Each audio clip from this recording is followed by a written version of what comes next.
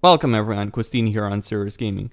In a vote today in the European Parliament, the members of Parliament have voted to reject fast-tracking the European Union's copyright directive, including, obviously, Article 11 and Article 13. So that means that there is a delay and that there will be a full debate later this year. Let's take a look at the actual vote. I ask you to refuse to fast-track this law, to allow for a broad, fact-based debate in September. Please reject the mandate and vote against the jury proposal. Thank you, colleagues. Thank you, Mrs. Steller. We will now proceed with the vote. It is a roll call vote. The vote is open. The vote is closed. And that has been rejected, which means that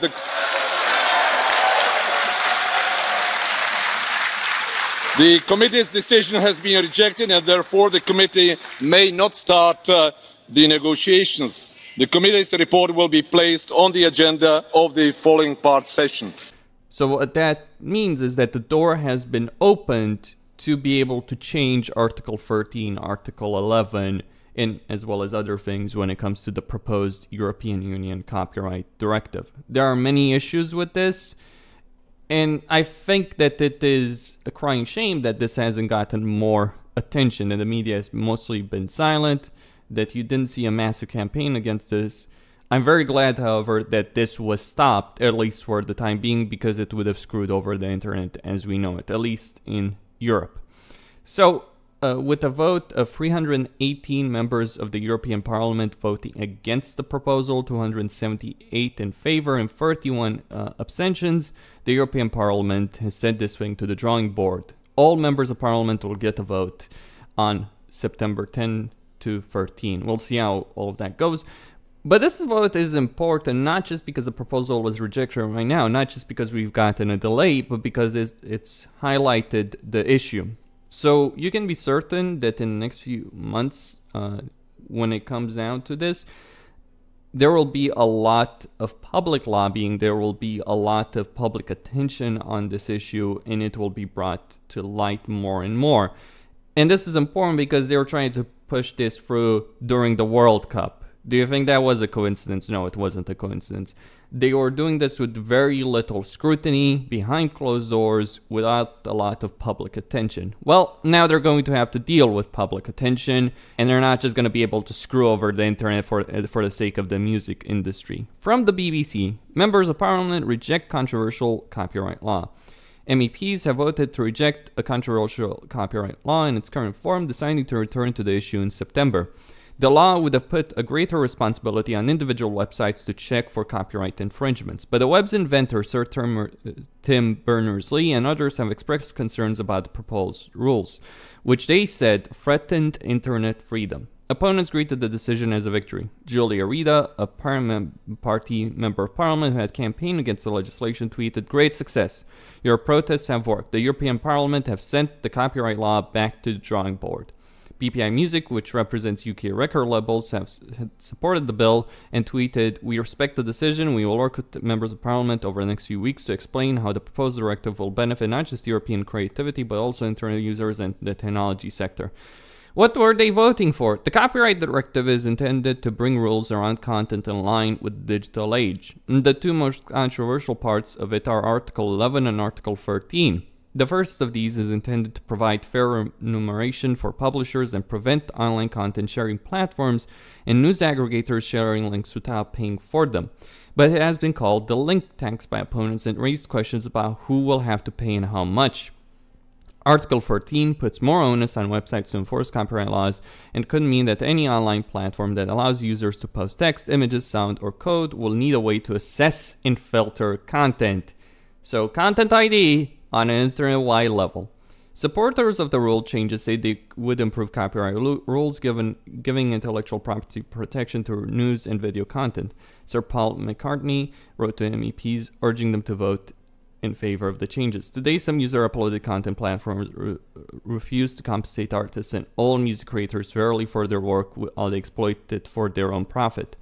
The proposed copyright directive and its Article 13 would address the value gap and help assure a sustainable future for the music ecosystem and its creators, fans, and digital music services alike. Center-right German Member of Parliament Axel Voss was in charge of pushing through the legislation and recently published a video intended to counter what he called the fake news about the legislation. Who opposed it? Oh, there are many who opposed it. Critics claim that Article 13 could have a massive impact on how people use the internet, putting paid to memes and remixes. In particular, there are concerns that it will require websites to scan all content being uploaded, automatically blocking anything that might infringe copyright. The use of artificial intelligence and filters could mean that they will not be able to distinguish between content that infringes copyright and fair use, such as satire and memes, they say. A petition against the change, known as Save Your Internet, had gained 750,000 signatures, and a letter signed by 70 influential technology leaders, including Vint Cerf and Tim Berners-Lee, described it as an imminent threat to the future of the internet. Italy's Wikipedia shut down for a day earlier this week in protest at the plans, which co-founder Jimmy Wales had described as disastrous. The editors wrote that Wikipedia itself would be at risk of closing. At the time, they said if the proposal is approved, it may be impossible to share a newspaper article on social media or find it on a search engine. And much of that criticism is true. Look, I can understand the music industry. They're annoyed and angry at YouTube and other sites, but at the end of the day, I couldn't give a single flying fuck about the music industry if their proposal, their solution, would be to screw over the internet as we know it. And this is not to say that I'm a fan of what YouTube has been doing or what other websites on the internet have been doing and getting away with. I'm not. As a YouTuber, I can tell you, I am not a fan of what's been going on the internet. I understand why the music industry is pissed off.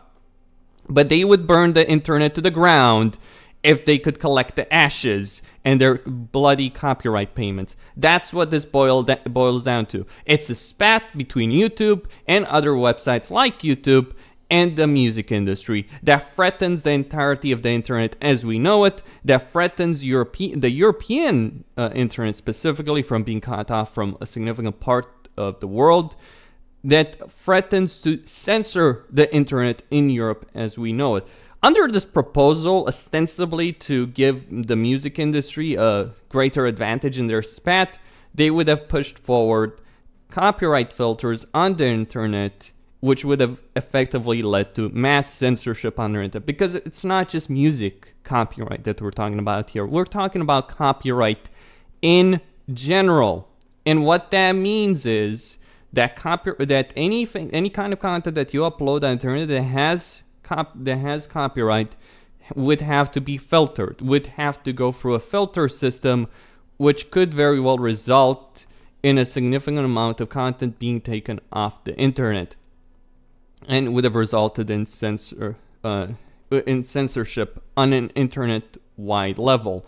And practically speaking, it would have meant that many websites outside of Europe would have effectively shut their services down for European users. And that is what the big problem is, because you cannot have an internet that's successful, that's good, when you just have individual countries having their own internet, or in this case the European Union having very different internet rules than, say, the vast majority of the world. And that's the real issue that's at stake here.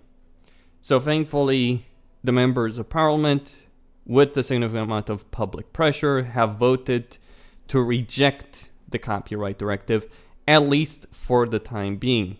What happens now? Obviously, this is where a lot of people are going to spend a lot of money, and we'll get to see more bullshit articles about how the music industry is suffering and how they need our help. Yeah, I might be willing to accept that argument if it didn't mean screwing over the entirety of the internet for their sake. And they don't care how much they're going to screw over the rest of the internet for this. They don't care. They only care about their bottom line. They only care about increasing their own profits at the expense of everyone else. And that's really the issue that's at stake here. And are we just going to sit back and let that happen? I don't think people will sit back and let that happen. And this is despite a lack of public attention. This is despite the media not really talking about this issue in as great of as detail as it should have. And, you know, when we had things like ACTA For instance, we had a massive public outcry, but in this case, we didn't. In this case, the so-called institutions that are supposed to protect democracy didn't do their bloody jobs, which they should have been doing in order to, you know, at least inform the public as to what's going on instead of trying to pass something like this, something as significant like this, during the World Cup behind closed doors for the benefit of a few. Because that's really what it boils down to. It's the way they try to do it. If you think they were very comfortable in this, withstanding public scrutiny, do you think they would have done this behind closed doors while trying to minimize public attention on this? Of course not. So they were trying to get this through in this form without public scrutiny. And that's one of the biggest issues, by the way, when it comes to a lot of the negotiations and a lot of proposals on a European Union level. That so much of it happens behind closed doors. There's a significant lack of public scrutiny, public debate, and the public being informed on many of these issues. And that is a fairly significant problem with the European Union in general, not just with this particular issue. Anyway, today is a good day. Enjoying the internet for a few more months. We don't know how long it will last as is. But I guess we've won a reprieve, at least for now. But the war has just begun. Costin signing out. Don't forget to subscribe, like the video. Thank you all for watching. And if you do like my content, please do consider supporting me via PayPal or Patreon so I can continue making videos.